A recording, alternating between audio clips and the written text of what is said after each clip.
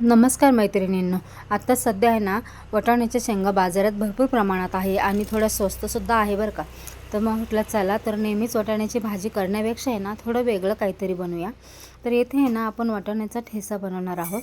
तर त्यासाठी घेतलेलं साहित्य 1 वाटी वाटाणा, थोडंसं लसूण घेतलेलं आहे सोलून, हिरव्या मिरच्या घेतलेल्या आहे 9-10 आणि 2 कांदे आणि 1 टमाटा.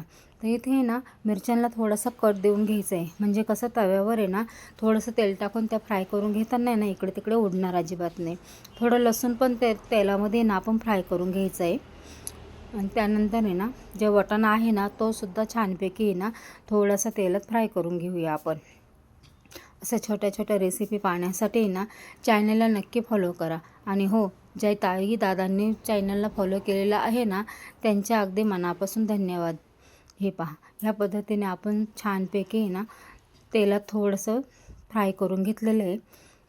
आणि ठेचा म्हटलं की तवाच आठवतो ना, त्यासाठी तव्यावर आहे ना एकच नंबर ठेचा होतो बरं का. आणि चवीला तर एवढा भन्नाट लागतो ना की बस, एकदा खाल ना तर नेहमी तुम्ही नक्की बनवाल. आता त्याच्यात आहे ना आपण ही जी हिरवी मिरची लसूण घेतलेला आहे ना हे मिक्सरच्या भांड्यामधून आहे ना आधी फेरा देऊन घ्यायचं आहे, म्हणजे मिरची ना बारीक होणार आहे थोडीशी. मग त्याच्यानंतर आहे ना याच्यामध्ये आपण वाटाणे ॲड करणार आहोत आणि ते सुद्धा असे छान फिरवून घ्यायचे. हे पहा, खूप बारीक पण नाही करायचे बरं का, थोडेसे आबडधोबड राहिले पाहिजे ना. या पद्धतीने करून घ्यायचं. आता कांदा टमाटा आहे ना छानपैकी बारीक कटिंग केलेला आहे. तव्यावर थोडंसं तेल ॲड केलेलं आहे.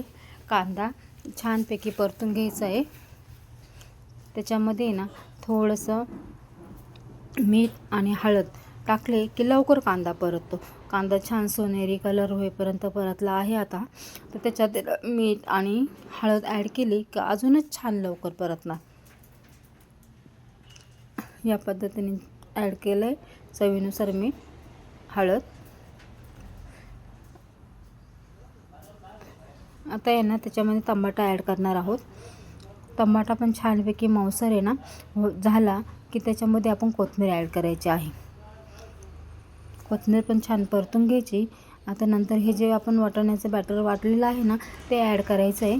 छानपैकी परतून घ्यायचं आहे आणि 2 ते 3 मिनटं झाकण ठेवायचं आहे, म्हणजे जेणेकरून वाफेवर मस्तपैकी अजून ठेचा शिजणार आहेत आपला. हे पहा, तेल सुटेपर्यंत मस्तपैकी छान परतलेला आहे. आता खायला तयार झालेला आहे ठेचा. तर मैत्रिणींनी ह्या पद्धतीने नक्की ठेचा बनवा. आवडल्यास लाईक, शेअर, कमेंट करायला अजिबात विसरू नका आणि नक्की चॅनलला फॉलो करा.